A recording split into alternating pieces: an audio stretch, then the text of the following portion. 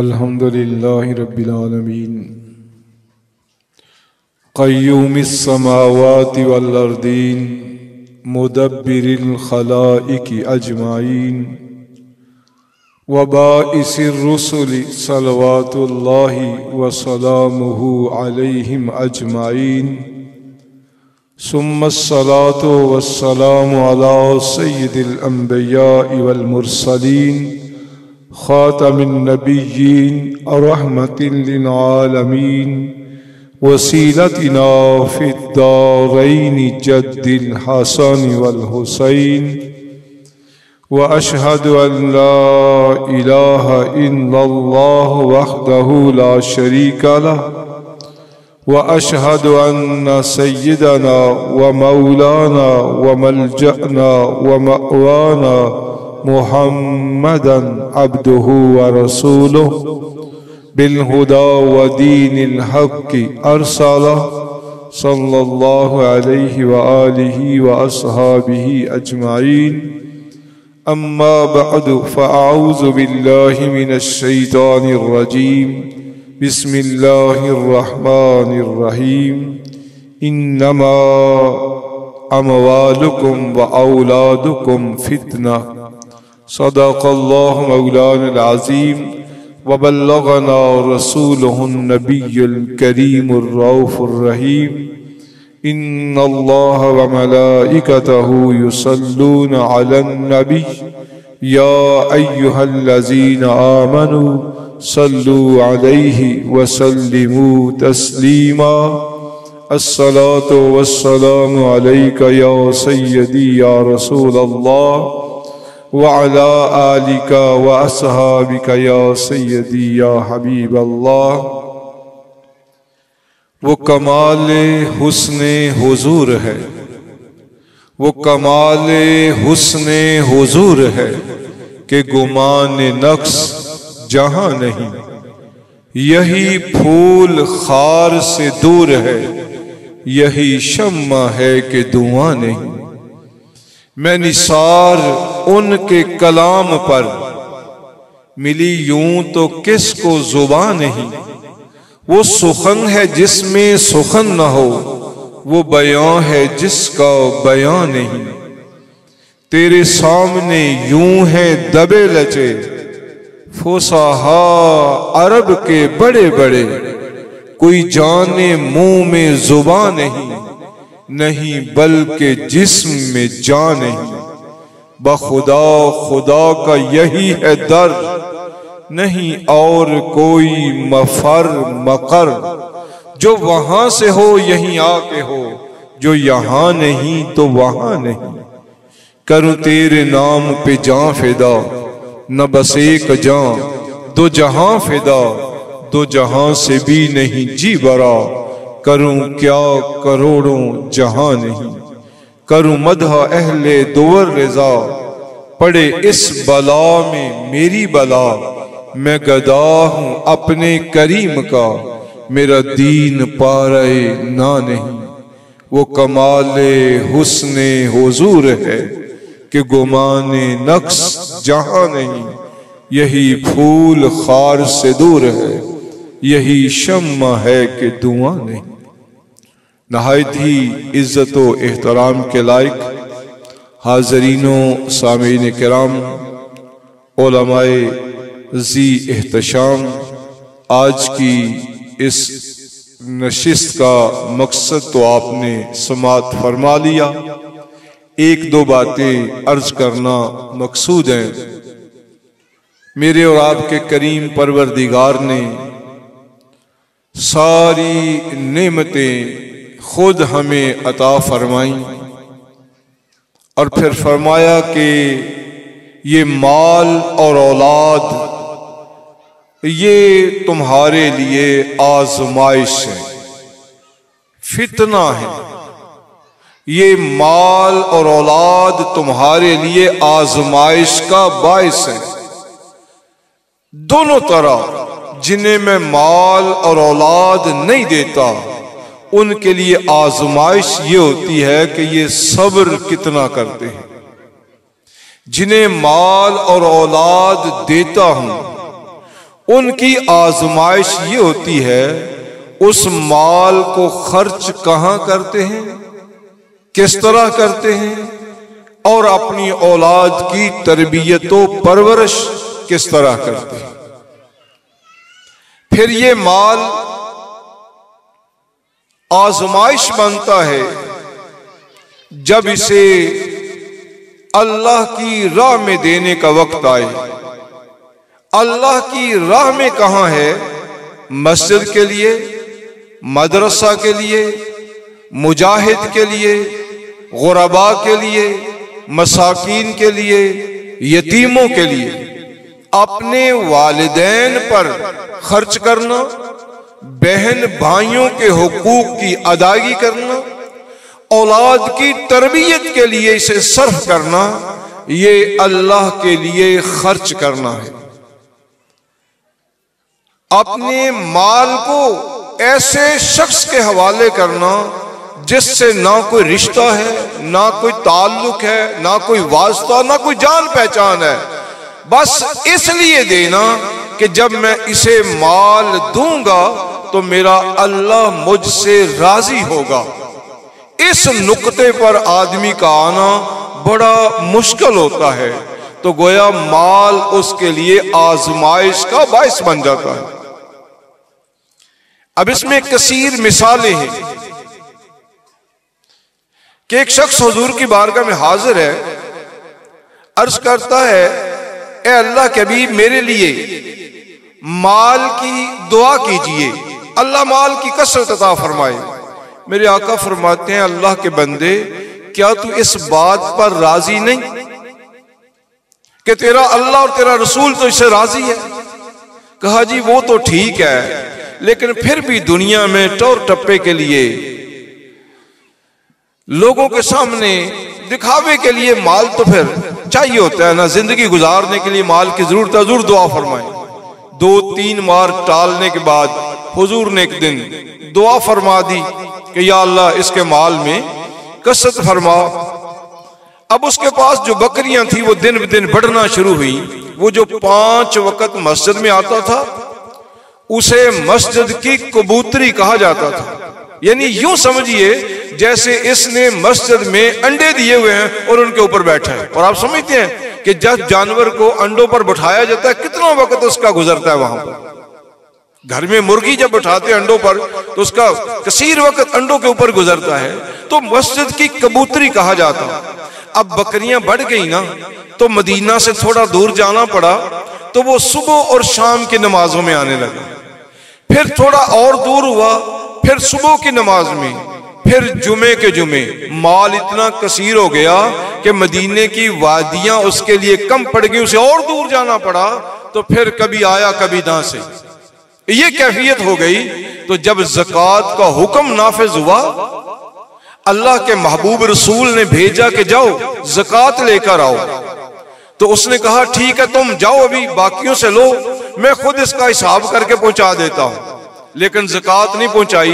जब करीम आका की बारगाह में बंदा वापस आया ना कि उसने ये जवाब दिया है, तो प्यारे आका रंजीदा खातिर हुए कि उसे अल्लाह ने अपने कर्म से इतना माल दिया है, तो अब ये बंदा अल्लाह की राह में देने से गुरेज कर रहा है। अब ये रंजीदा खातिर होना था कि अल्लाह को नापसंद हुआ कि मेरे महबूब के दिल को तकलीफ पहुंची है। तो फिर अल्लाह ने नाज़िल फरमाया हुक्म कि अब इससे ज़कात नहीं लेनी। जब उसे पता चला ना मेरे लिए ये हुक्म है, हदीस तवील है, मैं शॉर्ट करके अर्ज कर रहा हूं। पता चला, भागा हुआ ज़कात का माल लेकर आया, मेरे रसूल ने कबूल ना फिर फरमाया। फिर सैयदना सिद्दीक़ अकबर के जमाने में आया, उन्होंने भी कबूल नहीं किया। उमर फारूक के जमाने में आया, नहीं कबूल किया। हज़रत उस्मान गनी के जमाने में आया, कबूल नहीं किया। और यही जवाब मिला, जिससे अल्लाह और उसके रसूल ने कबूल नहीं किया, हम उससे कबूल कैसे करें? दोस्तों, ये आजमाइश देखो कितनी बड़ी है। कितनी बड़ी आजमाइश में वो मुब्तला हुआ कि अल्लाह और उसके रसूल ने और उसके गुलामों ने उसके माल को कबूल नहीं किया। तो ये आजमाइश और फितना है बंदे के लिए कि जब इसे खर्च करने की बारी आए तो हम हराम जगह पर, गुनाह की जगह पर, सिर्फ दुनिया में अपनी नुमाइश की खातिर हम बहुत खर्च करते हैं, लेकिन जहां पर इसका राइट और हक है वहां पर खर्च नहीं करते, यानी माँ बाप बहन भाइयों के हुकूक की अदायगी नहीं करते। तो लिहाजा माल फितना हुआ। औलाद किस तरह फितना है? औलाद फितना इस तरह है कि पहले तो जैसे बात बेटे और बेटियां हैं, ये रब जिसे चाहे नवाज दे, और जब किसी को बेटियां दे तो कुरान कहता है कि जब वो कुफार जो थे उनको बेटी की खबर दी जाती तो उनके चेहरे स्याह हो जाते, वो मेरी तरफ बेटी हो गई। ये आजमाइश सबसे पहली है कि अल्लाह की रहमत आए और बंदा शुक्र अदा करता है या नाशुक्रा बनता है। और ये कैफियत इतनी ज्यादा होती है। मैं एक मरतबा जब मेरी यहाँ पहली औलाद मेरी बेटी हुई ना, तो मेरी बेटी जब हुई तो मैं शाम की नमाज, मगरिब की नमाज पढ़ने के लिए अपने गांव में मस्जिद की तरफ जा रहा था। तो मेरी बरादरी का एक भाई पीछे से आगे बढ़ा और वो मेरे साथ शामिल होकर ना कदम से कदम मिलाकर मुझे कहने लगा, पाजी बड़ा अफसोस होया। अब मैंने बड़े ताज्जुब से देखा, उम्र भी अभी इतनी ज्यादा समझी की नहीं थी। मैंने पलट कर उसकी तरफ देखा और बड़े ताज्जुब से मैंने कहा शायद कोई फौत हो गया है तो इसलिए ये अफसोस कर रहा है। अब मैंने पूछा भाई क्या हुआ? कहने लगा मुझे पता चला आपके यहाँ बेटी हुई। अब मुझे बड़ा ताज्जुब हुआ उस पर कि अल्लाह के बंदे, मैं रात का खुश हूं कि मैं बाप बन गया हूं, और तू किस मुसीबत के मारे को मिला हूं आज कि तू अफसोस कर रहा है इस बात पर। तो ये अफसोस करते लोग, और खुसूसन जो ये तारड़ साहब की बरादरी है, जाट है, तो यहां पर जरा मामला थोड़ा सा ऐसा ही होता है। अगली बात मैं नहीं करता। तो बेटियों के मामले में ये पहली आजमाइश ये है कि क्या ये अल्लाह का शुक्रिया अदा करते हैं या नहीं। तो अल्लाह का शुक्र अदा करना, अल्लाह का शुक्र अदा करना बेटियों पर, ये पहली आजमाइश होती है। ये मेरी पोती है, चलो बेटा। तो ये आजमाइश है कि बेटियों के साथ इनका रवैया और सलूक कैसा है। ये तरबियत आगे फिर आती है कि तरबियत के मामले में हम बेटों पर खर्च ज्यादा करते हैं और बेटियों पर खर्च कम होता है। ये भी एक आजमाइश होती है कि अल्लाह रब्बुल इज्जत की अता करदा नेमत पर इसने तफरीक किस तरह की। और फिर आपके सामने ये बात हुई कि अल्लाह जिसे जो चाहे दे। तो बेटियों की आजमाइश बाज़ औक़ात बूढ़े वालिदैन के लिए बहुत ज्यादा हो जाती है। कुरान में उसकी मिसाल यूं देखिए कि आप वाकिफ हैं हजरत शुएब अलैहिस्सलाम से। हजरत शुएब अलैहिस्सलाम जो मदियन में हैं, अल्लाह ने उन्हें 2 बेटियां दी हैं और खुद बूढ़े हैं, कमजोर हैं, नईफ हैं, और बेटियां बकरियां चराने के लिए जाया करती थी। और हालात की संगीनी देखिए कि आप अल्लाह के नबी हैं, इसके बावजूद बाहर बेटियां जो हैं उन्हें परेशानी लाहिक होती है, लोगों की बातें भी सुनना पड़ती हैं, तीखी नजरों का भी सामना करना पड़ता है। और यहां तक कैफियत कि जब हजरत मूसा अलैहिस्सलाम वहां पर पहुंचते हैं, करीब शाम का वक्त है या असर का वक्त है, भेड़ बकरियां चराने वाले वापस आते हैं तो रास्ते में कुएं पर पानी पिलाया जा रहा है और ये बेटियां अपनी बकरियों को रोक कर पीछे खड़ी हैं कि जब ये लोग पानी पिला के चले जाएंगे, चूंकि वो मर्द हैं, वो पानी पिला के चले जाएंगे, फिर बाद में हम पानी पिला लेंगे। और तफसीर में एक रिवायत यूं मिलती है कि बचा खुचा पानी वो हम अपनी बकरियों को पिला लेंगी। और एक रिवायत में कि वो डोल छोटा होता था इसलिए वो निकाल कर भी पानी पिलाया जाता था। हजरत मूसा अलैहिस्सलाम वहां पर तशरीफ फरमा है। जब इन 2 बेटियों को, इन 2 साहबजादियों को देखा ये मामला है, तो पूछ लिया, प्यारी बहन क्या मामला है, तुम पानी क्यों नहीं पिला रही? ये बात आते जाते और पानी पिला के चले जा रहे हैं। कहा कि हमारा बाप बूढ़ा है, हमारा बाप बूढ़ा है, हम दोनों बहनें हैं, भाई कोई नहीं है, लिहाजा इस मर्दों के मुआशरे के अंदर जीना कोई आसान थोड़ा है, लिहाजा हम इंतजार कर रही हैं, जब सब चले जाएंगे फिर हम अपनी भेड़ बकरियों को पानी पिलाएंगे। आपने उठे, एक दूसरा कुआं था जिसके अंदर से डोल जो पानी निकालने वाला बड़ा था, जिसको 10 या 20 आदमी मिलकर खींचा करते थे। आप गए, कुएं से पत्थर को पीछे किया, वहां से पानी निकाला और उनकी बकरियों को पिलाया। अब बकरियों को पानी पिलाकर ये घर जल्दी चली जाती। बाप पूछता है, बेटी पहले तो तुम्हें मगरिब हो जाया करती थी, आज क्या हुआ, जल्दी पानी कैसे पिला लिया इनको? तो हजरत मूसा अलैहिस्सलाम का वो सारा मामला बयान किया गया। हजरत गिरामी, अब ये देखिए, अल्लाह के नबी हैं, आजमाइश में 2 बेटियां हैं, तो अल्लाह चाहे तो अपने नबी को भी बेटे ना दे, ये आजमाइश है। बेटियां दी, फिर बुढ़ापा दिया, और फिर बेटियां बकरियां चरा कर ला रही हैं। लिहाजा इसमें कई असबाब हैं, लेकिन ये एक आजमाइश है।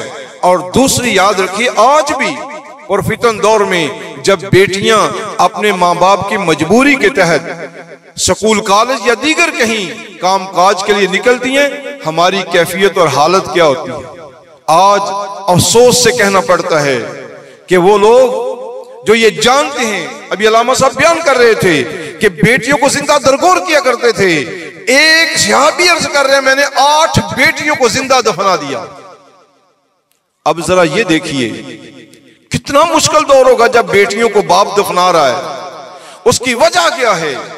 उसकी वजह यही है, वो लोगों की तीखी नजरें, लोगों का आवाजें कसना, लोगों का औरतों को तंग करना और दीगर मामला जो हुआ करते थे, तो लोग समझते ना बेटी होगी ना बेइज्जती होगी।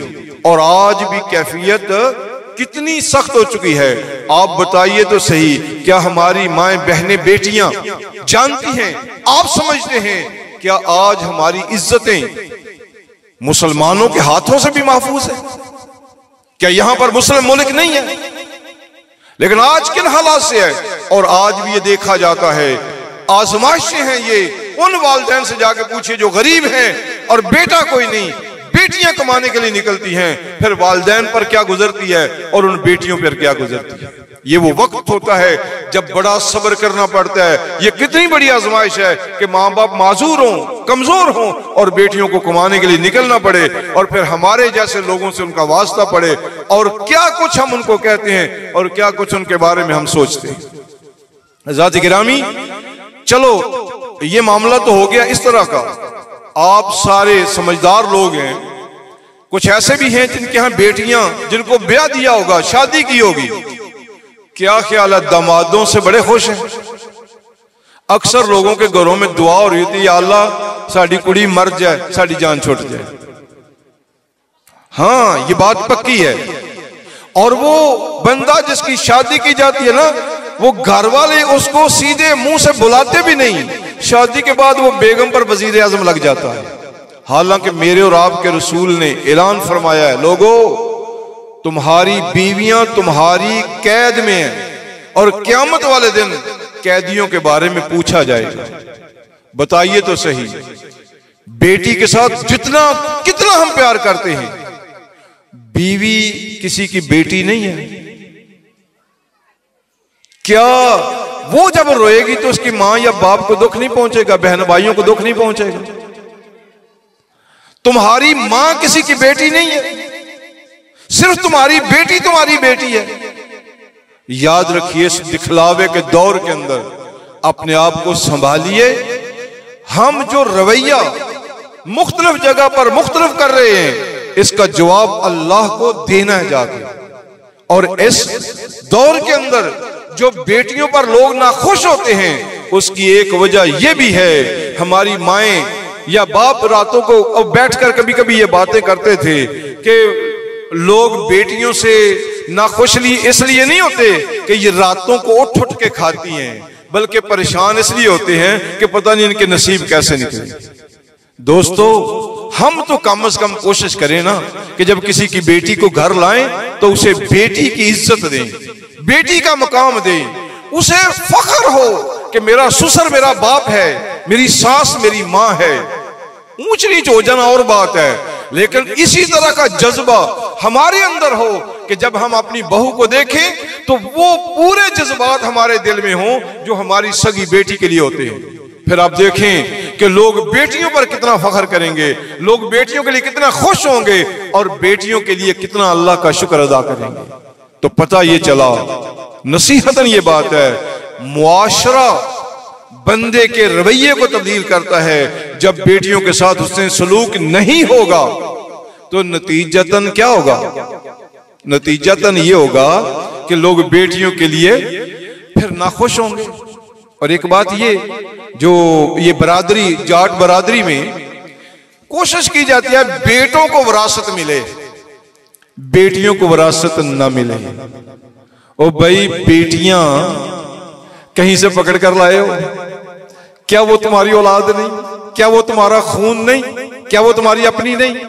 और अल्लाह कहता है पता नहीं, तुम्हें समझ नहीं कि तुम्हारे लिए उनमें से खैर किस में है, बेहतर कौन है। और माँ बाप के लिए जितनी दुआएं बेटियां करती हैं, बेटे वेले ही नहीं होंगे, कारोबार करना होता है। इन्हों को तो नमाज पढ़ने का टाइम नहीं, माँ बाप लिए दुआ की करनगे। लिहाजा बेटियां नाल उसने सलूक करो ताकि तुहाडे वास्ते दुआवां ज्यादा होन। आखिरी बात अर्ज करना कि मेरे महबूब फरमांदे ने कि जन्नत एक बंदे दे दर्जे नूं बुलंद कीता गया ना, वो पलट के पुछदा या अल्लाह मैं तो कुछ भी नहीं कीता, हुण जन्नत च दर्जा क्यों वधाया? अल्लाह ताला फरमाएगा अज तेरी औलाद ने मेरी बारगाह तेरी बख्शिश की दुआ की है, बख्शिया तो अगे ही से, लिहाजा फिर तेरा दर्जा बुलंद कर दिता है। और बख्शिश की दुआ करने लई बेटियां ज्यादा कोशिश करदियां ते रो के ते सच्चे दिल नाल दुआ कर रही होंदियां ने। लिहाजा इन्हां इज्जत और मुकाम दियो दोवें जगह ते, अपने घर भी ते किसे दी लियांदी बेटी नूं भी बहू नूं भी वो मुकामे बेटी दियो ते इंशाअल्लाह अजीज लोग जनाब कासम तारड़ साहब की तरह ही अपनी बेटियां ते खुश भी होंगे और शुक्र भी अदा करेंगे और अल्लाह रब्बुल इज्जत दे नाल राजी भी रहेंगे कि या अल्लाह तेरा शुक्र है तुमने बेटी दी है। अल्लाह ताला दीन समझ दी और अपने महबूबे करीम दे लियांदे हुए दीन ते अमल करने की तौफीक अता फरमाए। वमा अलैया इल्ला